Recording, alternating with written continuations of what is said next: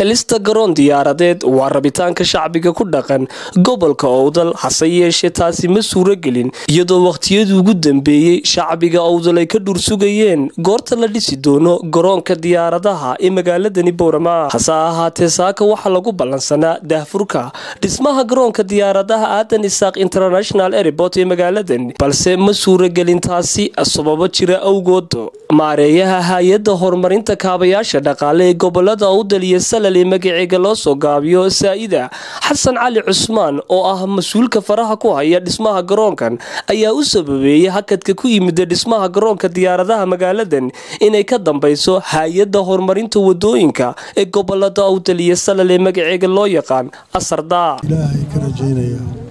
maalin maanta ka qurux badan oo ka fiican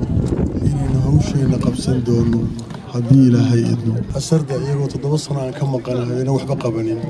qalabkii ummadana haystaan qaarana ka ururiyaan waxna qabanin maanta iyaga dacwada ay dhigtay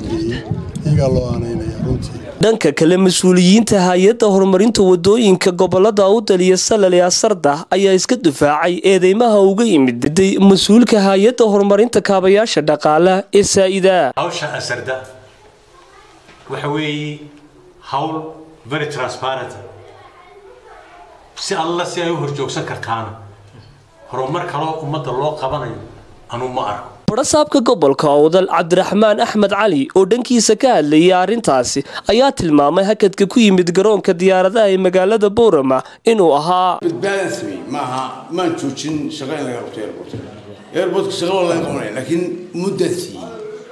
inay nimankii lacagta qaatay ee kontraaga markii hore galay inaan muddo siiyo ay muddada shaqada kaga qabtaan oo dibadna face kala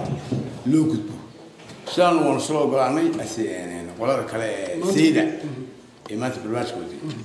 waan soo go'aanay waan ka wada hadalay si bilaa turxaan arintan inaan degdeg u dhicin airport waa laga shaqeynayaa Ijama Hussein Jamacadde Somali Cable TV garoonka diyaaradaha Aadan Isaaq International Airport ee magaaladani Boorama